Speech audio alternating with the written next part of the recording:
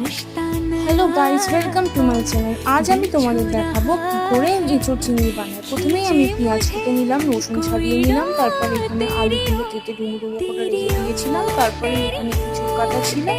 এরপরেই কড়াতে তেল দিয়ে দিলাম, তার মধ্যে পাঁচফোড়ন, শুকনো লঙ্কা, তেজপাতা আর আলুগুলো দিয়ে ভালো করে ভাজতে থাকলাম। তারপরে রসুন বাটা দিয়ে দিলাম, রসুন বাটাটা ভালো করে ভাজতে হবে, তার না হলে কাঁচা গন্ধ বেরোবে। তারপরে এঁচোড় দিয়ে দিলাম আর পেঁয়াজ ভাজা দিয়ে দিলাম, তারপরেই আমি এর মধ্যে কাঁচা লঙ্কা দিয়ে দিলাম। তারপরে ভালো করে কষতে হবে এটা, না হলেই একটা গন্ধ বেরোবে এঁচোড়ের। তারপরে আরেকটু তেল দিয়ে দিলাম এর মধ্যে, হলুদ দিয়ে দিলাম, তারপর মরিচ গুঁড়ো দিয়ে দিলাম, জিরে গুঁড়ো দিয়ে দিলাম, ধনে গুঁড়ো দিয়ে দিলাম, আর শেষে কাশ্মীরি মির্চি দিয়ে দিলাম।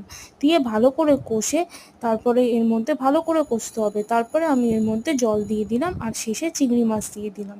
চিংড়ি মাছটা শেষে দিয়ে তারপরেই ঢাকা দিয়ে দিতে হবে। এবার দেখো আমাদের এঁচোড় চিংড়ি রেডি।